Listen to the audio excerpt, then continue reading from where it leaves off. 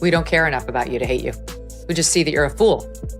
You make a fool out of yourself virtually every day. That's why we talk about you. We're laughing at you.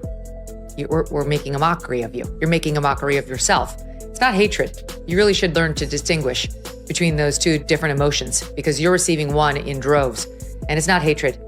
You can act, like you're Beyonce all you want. You're not. And just like her, you can play the victim when you're not. But you're going to have your hands full with people laughing at you. Megyn Kelly takes on a politician. It's never mild. It's brutal. Jasmine Crockett, once promoted as the Democrats' bold new star, was exposed under Kelly's sharp critique. She cut through the image and showed that Crockett was more show than substance. What looked like a rising career now feels like a hard fall, and it's unclear if Crockett can bounce back. Enough of her. She wants to be like a member of the squad. She thinks of herself like an AOC. She talks like, she's from the hood. Meanwhile, she grew up in a nice family. She didn't talk like this 3 years ago. 3 years ago, she sounded like you and I sound in this conversation. Like, I'm really excited to be going to Congress. I can't wait to get started on my new job. And now she's like... Megyn Kelly zeroes in on Jasmine Crockett's habit of mistaking noise for power. The louder Crockett shouts, the more she seems to think she's winning. But volume isn't intelligence and outrage isn't proof. Kelly shows that behind all the yelling and dramatic gestures, there's little real substance. While the real debate happens elsewhere, Crockett is busy pounding the table, confusing her own voice with authority, and Kelly calls it out without mercy. From her people, she puts on this image that she understands the Black American struggle. But let's face it, the girl went to private school. She went on to, I don't know what college and law school. She went to, it's like, she's a complete fake. Yeah. She's as fake as her eyelashes. She's as fake as her hair. She's as fake as her fingernails. And she is such a... What makes Megyn Kelly's takedown sting is how she shows Jasmine Crockett's rise wasn't about talent, but about a party, desperate for a new face. Crockett wasn't pushed forward for her record, but because she fit a role as the loud defender, the reliable attack dog for party leaders. The problem is, she hasn't proven she can do more than bark on cue. Kelly cuts through the illusion, exposing Crockett as a politician built on optics, not real ability. Don't tell me to calm down, because y'all talk noise and then you're out of control. He said, Jasmine, what you have to realize is that if you are really going to make change, it's not going to be in the Texas House. He said, you did a great job playing defense, but you have a chance to play offense. Someone on this committee then starts talking about somebody's bleach blonde, bad built butch body. Meanwhile, you pointed out, but Kelly doesn't just criticize, she puts things in context. She shows how Jasmine Crockett fits into a long line of politicians who confuse performance with policy and self-promotion with public service. Crockett's committee grandstanding, her hunt for viral clips, her smirks and eye rolls for the cameras, Kelly turns it all into evidence. This isn't leadership, it's theater. And Kelly makes it clear. Crockett looks less like a lawmaker and more like a bargain bin influencer who stumbled onto Capitol. In a committee hearing on oversight, and it was really late at night. And I was really irritated because I'm always like, why can't we work normal work hours like regular people, 8 to 5? I don't know what's wrong with Congress that we're always doing crazy things at 9, 10, 11, 2 a.m. under Nancy Pelosi.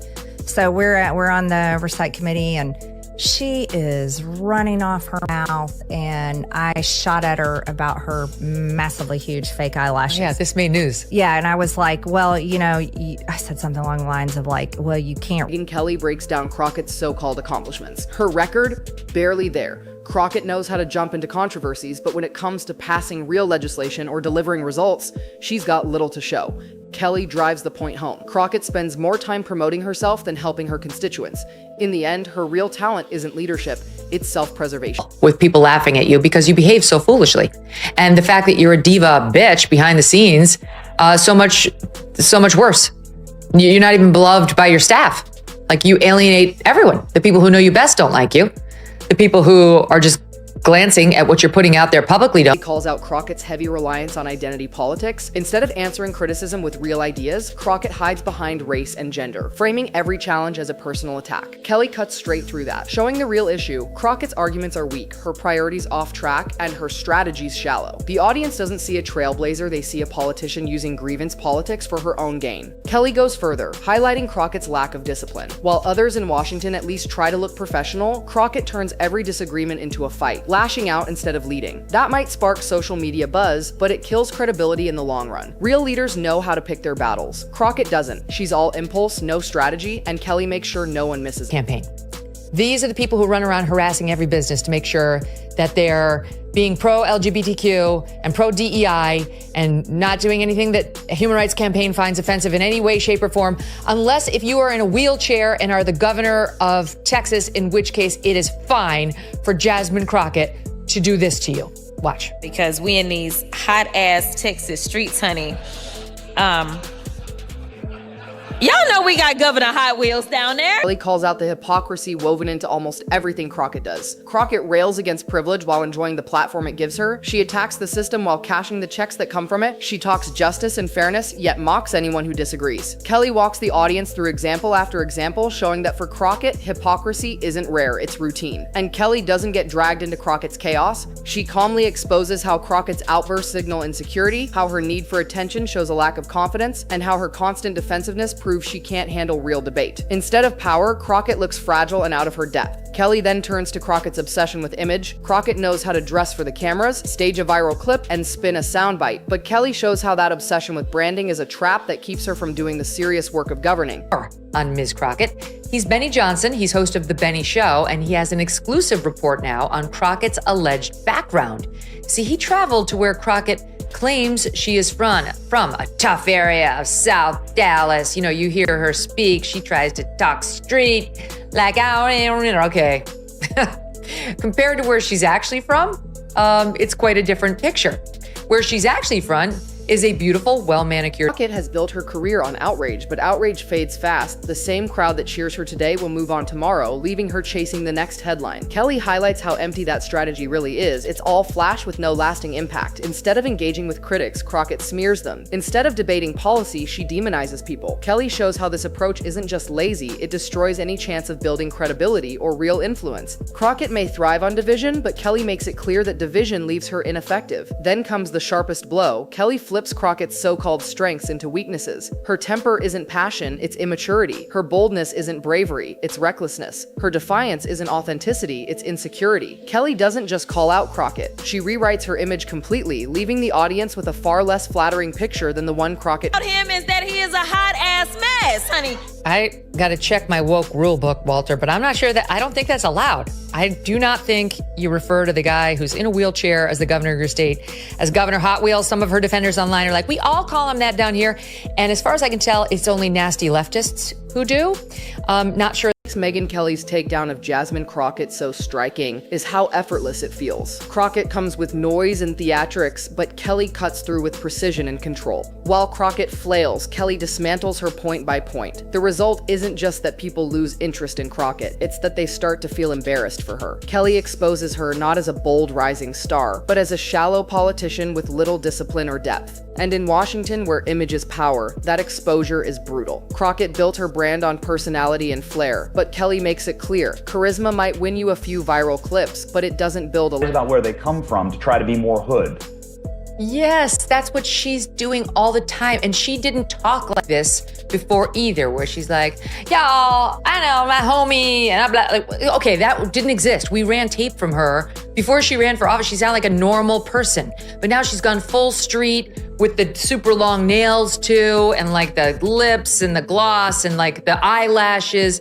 She's really laying it on because she wants to be seen as like this. Kelly dragged that truth into the open, stripping away the theatrics and exposing Crockett's thin record for what it is. That's the harsh reality of politics. Once the illusion is gone, it almost never comes back. Colleagues, rivals, even the media begin to see the person differently.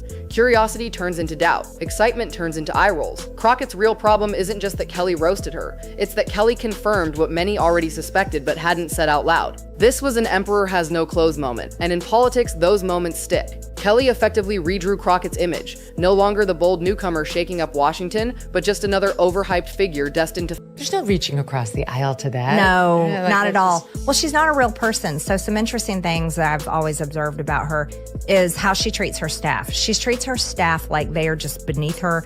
I read that in the New York Post. Can you confirm? Yes. Wow. So she always has, one of her young male staffers has to carry her big, heavy handbag for her. She just hands it. Cruel but unmistakable. Without substance, every political star burns out faster than it rises. Kelly's dismantling handed Crockett's critics new ammunition, planted doubts among her allies, and left voters more skeptical the next time she steps onto a stage. That shift in perception is lethal and rarely undone. Washington, after all, runs on reputation. It thrives on whispers in hallways and quiet stories behind closed doors. Kelly's takedown won't just live in headlines, it will echo in those conversations. From now on, every stumble Crockett makes will be judged against Kelly's critique, each misstep reinforcing the view that she's unprepared, unserious, and unworthy of the hype. That's how political narratives harden into prophecy. Once you're branded as unserious in Washington, doors slam, alliances crumble, and opportunities vanish before they ever reach you. Crockett is now standing in the political danger zone, where raw ambition collides with The American people. And what we not gonna do is stand around while they pull this that they trying to pull right now. Like, what do you, we have videotaped. Why are you talking like that? No one believes this bullshit.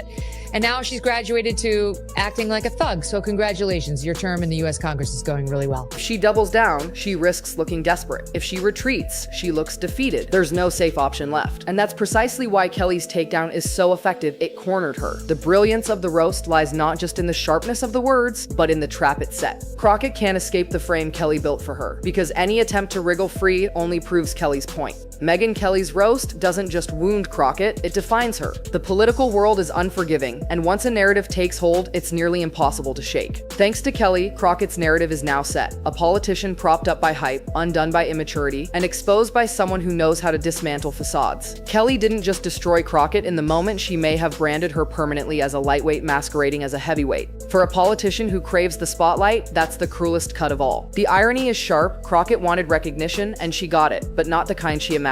Instead of being remembered as a rising voice, she's become a case study in what happens when hype outruns ability. Political careers depend on momentum, and once that momentum turns, it almost never comes back. Kelly shifted the wind against her, leaving Crockett fighting not just for credibility, but for survival. Stars rise by earning respect, by proving over time that there's substance beneath the shine. But Crockett's problem is that Kelly exposed her before she ever had the chance. The brand is tarnished, the image cracked, and the whispers have already begun. From now on, when Jasmine Crockett's name comes up in Washington, it won't be about her promise. It will be about how Megyn Kelly dismantled her with brutal precision. And that may not just be the end of a roast. It may be the beginning of the end of her